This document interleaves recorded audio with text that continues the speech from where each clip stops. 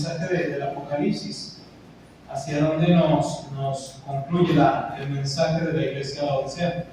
Si me vuelven a acompañar en el libro del Apocalipsis, capítulo 3, versículo 21 y 22, dice de la siguiente manera: al que venciere, le daré que se siente conmigo en mi trono, así como yo he vencido y me he sentado con mi Padre en su trono. El que tiene oídos, oiga lo que el Espíritu dice a las iglesias. La promesa final, mis hermanos, del Apocalipsis siempre va a ir hacia un grupo en específico. No todos los que marchan en la iglesia pueden alcanzar este premio. No todos, por cuando se hayan bautizado, no todos los que se hayan arrepentido, si no permanecen fiel, no podrán llegar al galardón. Veámoslo reflejado de la siguiente manera: no todos los que salieron de Egipto entraron a la tierra prometida. Ya era suya en heredad, ya era su posesión, pero no pudieron tomar de ella hasta que no pasaron por el desierto. Dentro del desierto hubo pruebas y hubo tentaciones. De la misma manera, la iglesia marcha en busca de esa victoria, de vencer esas pruebas. Tenemos la vida eterna aquí y ahora, pero no podemos poseer de ella hasta que todo esto sea consumado. La promesa, mis hermanos, es solo para aquellos que permanezcan. Ahora sí que el mensaje del día de hoy no es para todos. Es solamente para aquellos que están dispuestos a permanecer fieles, a los que han decidido su lealtad, a los que se paran y saben hacer la diferencia, a aquellos que saben escoger el mejor camino. Llega un punto en el que Moisés se cansa de tantas leyes, de tantas instrucciones, y dice: ¿sabe qué? Hasta aquí, y aquí yo dejo delante de vosotros dos caminos, el camino de la vida y el camino de la muerte. Ahora sí que ya ustedes caminen por lo que quieran. ¿Qué esperanza hay si permanecemos?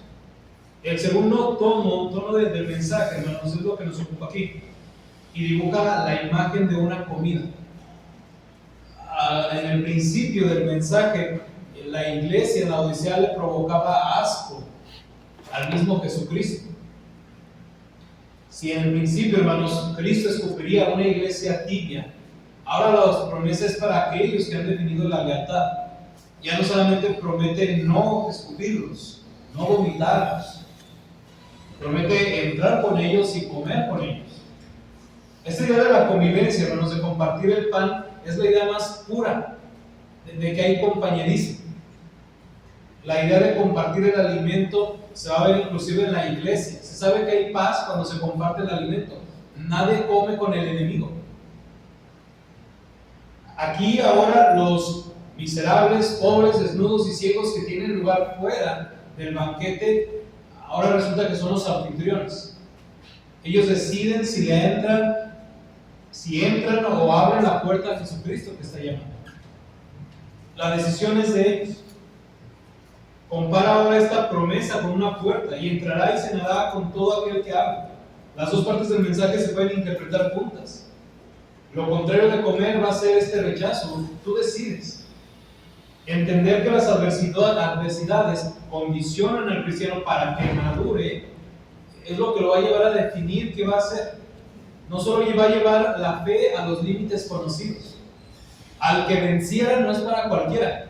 Al que venciera es aquel que está dispuesto a pasar la prueba. Es aquel que está dispuesto a que su fe sea llevada a más allá de lo que él piensa de sí mismo. Nuestra fe muchas veces la limitamos a ciertas acciones o a ciertas pruebas. Una enfermedad que no tiene cura. La muerte de alguien justo. El dolor, la aflicción. No porque un hermano se salvó de una enfermedad significa que yo lo voy a hacer. No es una regla pareja para todos. Es un Dios que se manifiesta de una u otra forma. Al que venciera es aquel que está dispuesto a arrepentirse, aquel que está dispuesto a tomar el reto. El Señor Jesucristo lo dijo muy claramente, que el reino de los cielos lo arrebatan los valientes. Al que venciere, mis hermanos, es todo aquel que está dispuesto a negarse a sí mismo, Es todo aquel que está dispuesto a que su fe vaya más allá de lo que él mismo cree decir. ¿Por qué son tan importantes las pruebas, mis hermanos? Porque nos ayuda a derrotar los ídolos que nosotros mismos nos habíamos creado.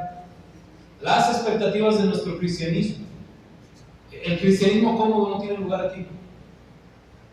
Es necesario, hermanos, que la fe sea probada para saber de qué está hecha. Si no, queda todo en palabras. Mientras el cristiano pase de prueba a prueba, comienza a destruir todas aquellas ideas y expectativas que él sabía crear y comienza a conocer al Dios verdadero.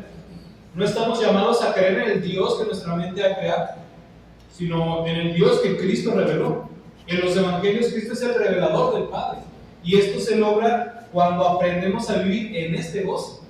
Los discípulos y discípulas descubrimos a Cristo cuando caminamos detrás de sus pisadas. Aprender a dejar de creer que sabemos cómo es Dios y comenzar a redescubrir a Dios. Solo destruyendo nuestros ídolos llegaremos a reconstruir la imagen del Dios verdadero. Nos hacemos ideas y expectativas que no son. Cuando las pruebas vienen y el sufrimiento ataca, el creyente que ha idealizado su fe se siente defraudado, abandonado y con el deseo de tirar la toalla, de dejar lo que creyó que empezó. Jesús no promete una vida larga y próspera, sino una llena de pruebas, pero junto a esta es la manera de vencerlas. En un contexto bíblico, Cristo enseña a ser equipo y a tener comunión y compartir el pan. Las decisiones del anfitrión. Cuando Pablo dice que somos colaboradores de Dios, utiliza la palabra sinergia, trabajar junto con Él. ¿Qué es lo que pasa, hermanos, cuando Dios no cumple mis expectativas? ¿Qué es lo que ocurre cuando todo aquello que yo pensaba que iba a ser mi cristianismo no resulta de esta manera? ¿Cuán misterioso es trabajar con Dios en su iglesia? Es una iglesia, hermanos, que es divina y humana, celestial y terrenal. Es teoría, pero también es práctica. La iglesia se vive en lo individual, pero también en lo comunal. ¿Hasta cuándo podremos entender este misterio? ¿Cómo sabremos, hermanos, que vamos bien, que la iglesia está avanzando y que no se ha estancado? Hasta que vengan las pruebas. En la antigüedad, hermanos, en la época de la Edad Media, era muy curioso que los reyes que no se recibían guerras, que no se enfrentaban a retos, se sentían abandonados por Dios. Los reyes querían guerras, los reyes buscaban a alguien que los retara, porque sabían que estaban siendo probados. Muchas veces reducimos el cristianismo a 4 paredes y a una hora determinada de nuestras vidas, a un día determinado de la semana. La iglesia es una comunidad, hermanos, que se destaca por vivir a la expectativa de su Dios y a la merced de su voluntad. Al acercarse el fin del mundo, los judíos, hermanos, creían que había un periodo de intensa adversidad y tribulación donde los santos elegidos de Dios serían puestos a prueba. Todos estos autores, por lo tanto, interpretaban que los problemas de sus comunidades en una clave apocalíptica. Para ellos, la injusticia, las disputas, las divisiones que vivían en su día a día tenían su origen y explicación sobrenatural. Para ellos eran los dolores de parto, síntomas de la intensa batalla entre las fuerzas de la luz y la oscuridad, cuya culminación se acercaba a paso acelerado. Para los primeros cristianos, el drama del Apocalipsis, el final de los tiempos, no era algo distante, que se consumaría siglos después. Para los cristianos que entendieron el mensaje, el día del Señor puede ocurrir en cualquier momento. Quiero que entendamos que la iglesia no pensaba que el Señor vendría hasta dentro de 2000 años. No sabían cuándo vendría, y a veces la iglesia en pleno siglo XXI se duerme. Duerme porque piensa que faltan otros 2000 años. Piensa que tiene tiempo. Ni siquiera Pablo sabía cuándo. Si ustedes se fijan en la primera carta a los tesalonicenses, cuando quiere resolver el misterio de la resurrección, los de Tesalónica tienen esta duda, ¿no? ¿Quiénes resucitarán primero? Pablo dice, los que hayan dormido en el Señor, los que hayan muerto en el Señor, y después los que hayamos quedado. Pablo no sabe cuándo será. Y para él, para el tiempo en el que están, es en cualquier momento. A él lo va a agarrar con vida. De hecho, por esa presión que tiene Pablo de ir a España, porque no sabe en qué momento el Señor estará aquí. Pero ya en la segunda carta de Timoteo vemos a un Pablo ya más cansado. Un Pablo que ya sufrió por mucho. y es donde ya se resigna a decir, yo ya estoy para ser santificado. Y le encarga o le da la estafeta ahora a Timoteo. Timoteo y Tito son la cara de la segunda generación de la iglesia. Una iglesia que va a presentar nuevos retos, una iglesia que ya no conoció a Jesús, una iglesia que no vio los milagros. Y esa estafeta ha seguido hasta nuestros días. Los hermanos que comenzaron la labor aquí, muchos de ellos ya descansan en el Señor. Y gracias a ellos se tiene lo que hay. Gracias a que Dios los utilizó a ellos. Sabemos que es don de Dios, sabemos que es un trabajo que Dios les permitió, pero Dios obra por medios humanos. Hay que ser agradecidos como iglesia. Hay un dicho que aún los enanos ven más cuando están en hombros de gigantes. A veces vemos todo lo que la iglesia, hermanos, del siglo pasado ha logrado, y el reto viene para la generación de hoy. No los niños de hoy. Si no fuera por los hermanos que lucharon por terrenos, si no fuera por los hermanos que soportaron muchas pruebas. La promesa es nada más para los que venzan, para los que se mantengan. Lo que busca Cristo, hermanos, en cada una de ellas es darles a entender que pronto Él va a venir. Apocalipsis capítulo 1, verso 1. Esta es la revelación de Jesucristo que Dios le dio para mostrar a su siervo lo que sin demora tiene que suceder. Apocalipsis capítulo 1, verso 3. Dichoso el que lee y dichosos los que escuchan las palabras de este mensaje profético y hacen caso de lo que aquí está escrito, porque el tiempo de su cumplimiento está cerca. Vengo pronto, apérrate a lo que tienes para que nadie te quite la corona. Apocalipsis 3:11. El ángel me dijo, estas palabras son verdaderas y dignas de confianza. El Señor, el Dios que inspira a los profetas, ha enviado a su ángel para mostrar a sus siervos lo que tiene que suceder sin demora. Apocalipsis 22:7. Miren que vengo pronto, dichoso el que cumple las palabras del mensaje profético de este libro. Apocalipsis 22:10. También me dijo, no guardes en secreto las palabras del mensaje profético de este libro, porque el tiempo de su cumplimiento está cerca. Apocalipsis 22:12. Miren que vengo pronto y traigo conmigo mi recompensa y le pagaré a cada uno según lo que haya hecho. Apocalipsis 22:20. El que da testimonio de estas cosas dice, sí vengo pronto. 8 veces tienen que estar repitiendo esto. La iglesia no se puede ver. La iglesia, hermanos, el riesgo que los miembros pueden tener es desesperarse, perder la esperanza, ver que las cosas no avanzan como ellos quieren. Ellos quieren la justicia aquí y ahora. Ya no quieren más sufrimiento, ya no quieren más dolor, no quieren más llanto, no quieren más muerte. El problema es que lo queremos ya. Ahí está el reto como iglesia. Aprender a ser pacientes. Estamos acostumbrados a que todo lo que queremos en esta vida es aquí y ahora y en este momento. Las cosas de Dios no funcionan así. Cristo va a prometer a cada uno de ellos que tenga paciencia. Y es un llamado colectivo, pero que necesita una respuesta individual. A Éfeso, dijimos, le va a prometer el árbol de la vida, una iglesia que ha perdido la esencia de su vivir. A Esmirna, aquellos que han sido acosados por las fuerzas de Satanás, que han sido echados en la cárcel y que han sido perseguidos y masacrados, promete la corona de la vida y no sufrir de la muerte segunda. A Pérgamo, aquellos que han soportado una doctrina errónea, que han estado derrotando al trono de Satanás, promete el maná escondido. A Tiatira, que ha soportado a aquellos que han corrompido la iglesia, promete darles el poder. A Sardis promete las vestiduras blancas y una permanencia siempre con Dios.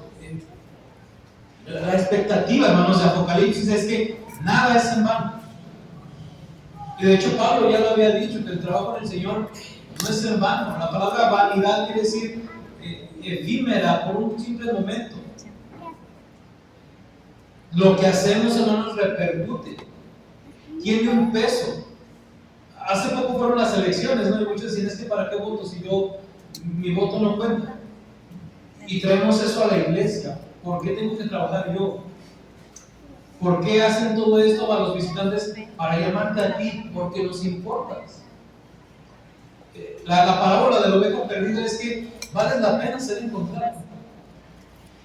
Y que la iglesia moverá cielo, mar y tierra para encontrarte a ti.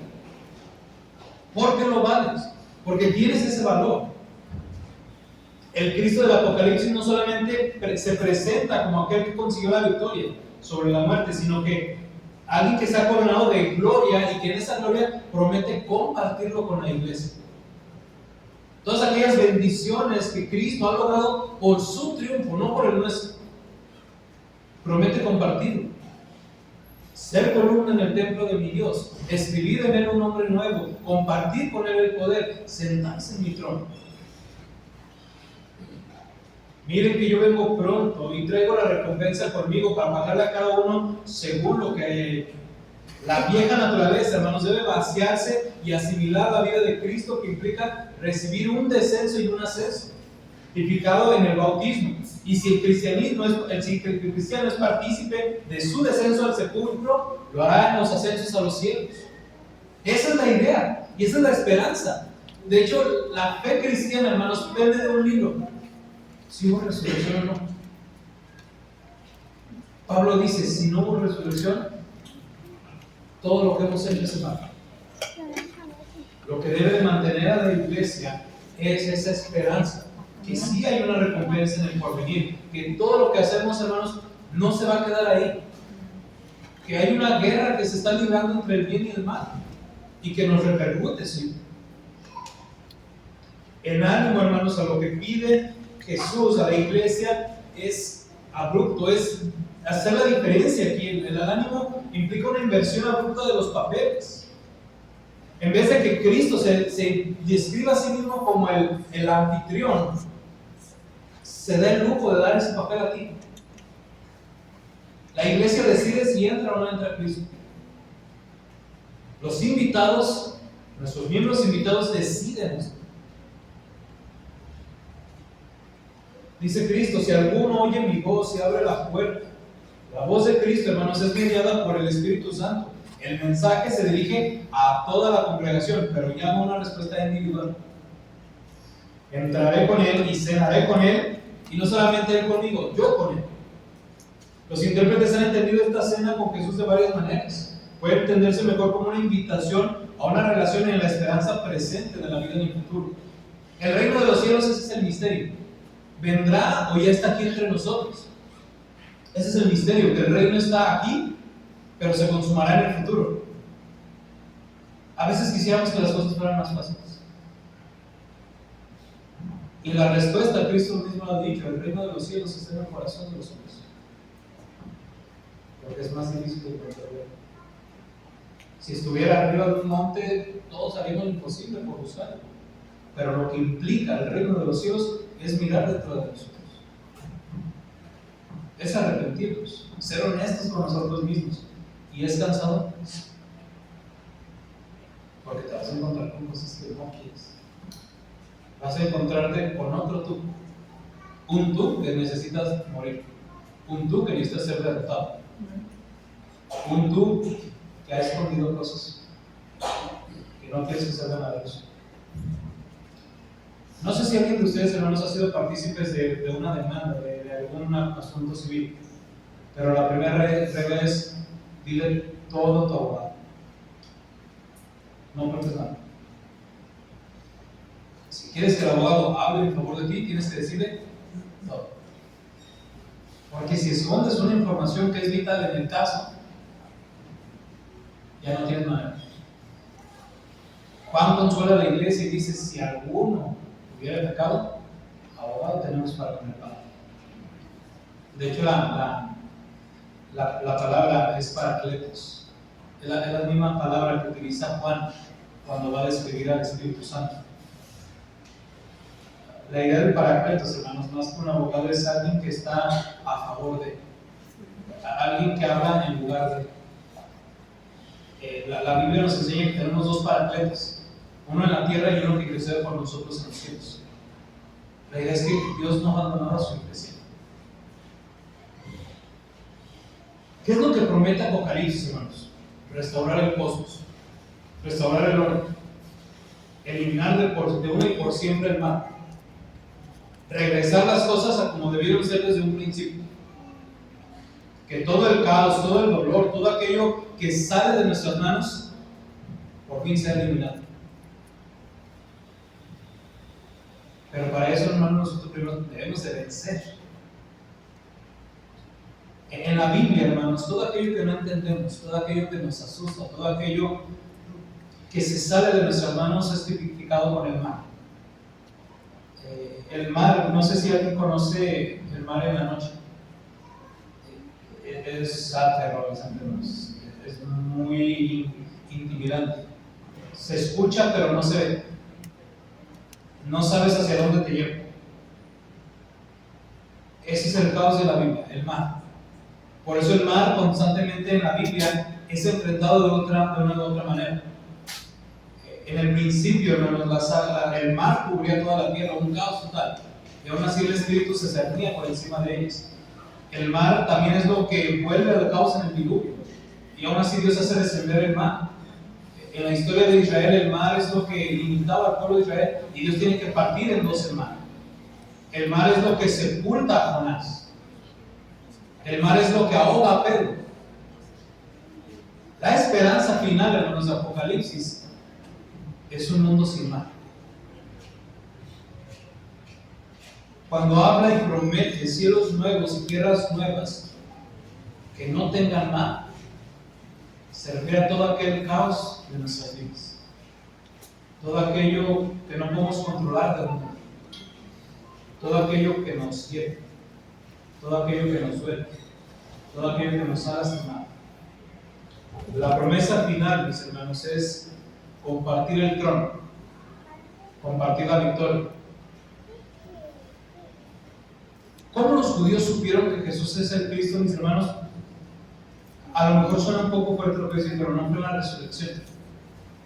Porque para los judíos la resurrección era algo posible. La hija de Jairo fue resucitada, Lázaro fue resucitado, la viuda de Sarepta fue resucitada. Lo que cataloga a Jesús como el Cristo es su exaltación, su ascensión a los cielos, el compartir el trono. Y esa es la promesa que da la iglesia y a los visitantes.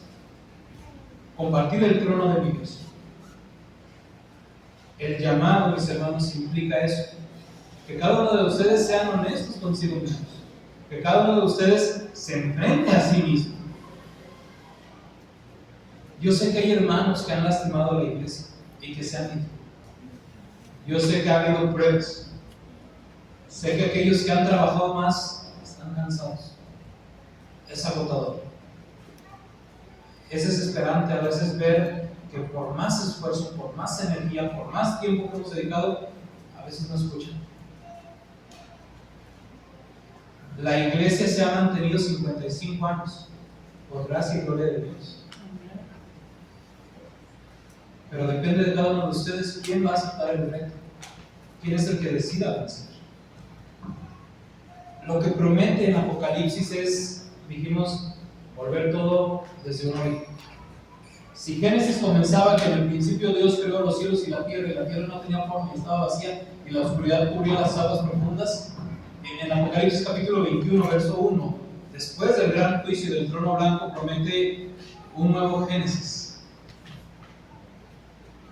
un nuevo reino, un nuevo Edén, un nuevo tabernáculo, un nuevo árbol de la vida. Es decir, así como comienza Génesis, así termina Apocalipsis. El principio es el final y el final es el principio. Y cuando llegue todo este día, hermanos, toda la historia de la humanidad va a ser un simple parpadeo. Y yo creo que ustedes lo entienden con esta campaña, ¿no? ¿Cuántos días de preparación? Y ya ha llegado su fin. Tanto estrés, tanto trabajo, y se concluyó. El cosmos se va a restaurar. El bien al final siempre vencerá. Creemos en la justicia y creemos en el poder de Dios. Pero para eso se necesita mucha paciencia. Es una carrera que no se compite con los hermanos, se corre en compañía de los hermanos.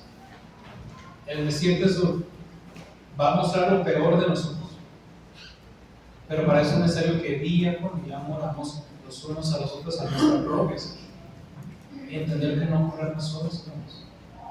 A A veces la iglesia, a veces los hermanos se guardan sus dolores, se guardan sus sufrimientos, se guardan sus pesares. Y cuando quieren seguir marchando ya no pueden dar un paso más, porque están agotados, porque han cargado todo.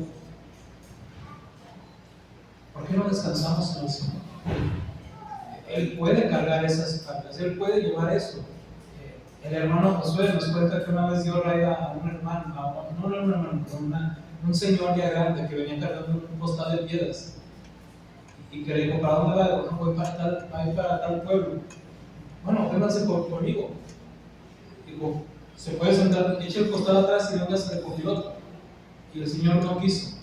Se fue en la cajuela y dice el hermano que cuando volvió, el señor se quedó sentado en la camioneta cargando el costal.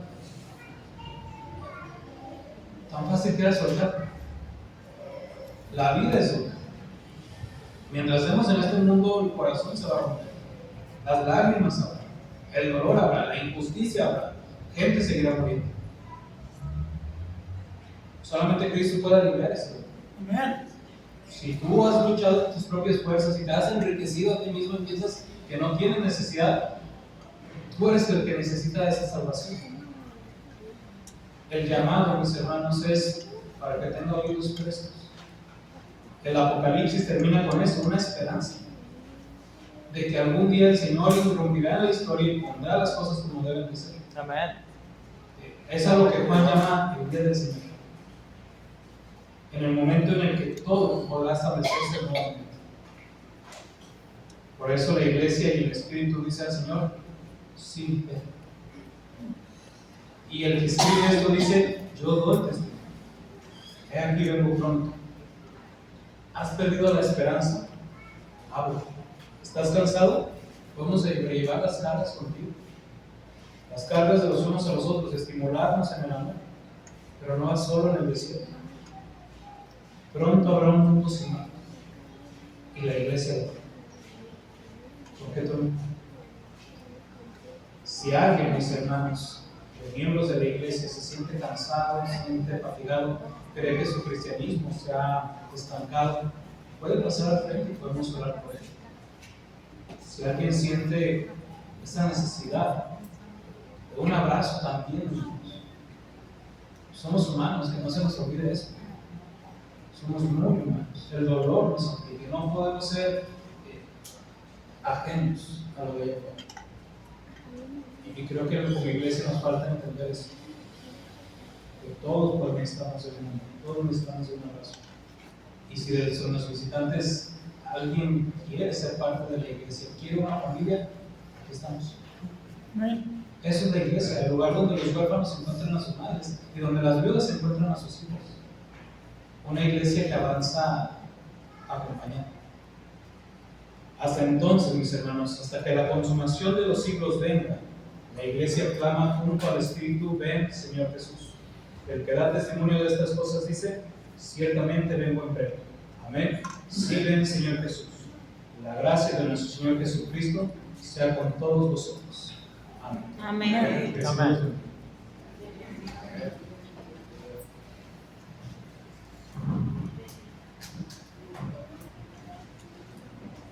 Alguien entre nosotros, mis hermanos, que quiera caminar hacia la eternidad. Habrá alguien que espere cielos nuevos y tierras nuevas donde mora la justicia. Alguien necesita de nuestro Señor Jesucristo. Alguien quiere ser guiado por el Cordero. Alguien quiere lavar sus vestiduras en la sangre del Cordero. ¿Por qué no pasas al frente? Solamente Él tiene palabras de vida eterna. Solamente Él puede saciar nuestras almas. Si hay alguien entre nosotros que quiere ser bautizado, puede pasar al frente. Te alabaré, oh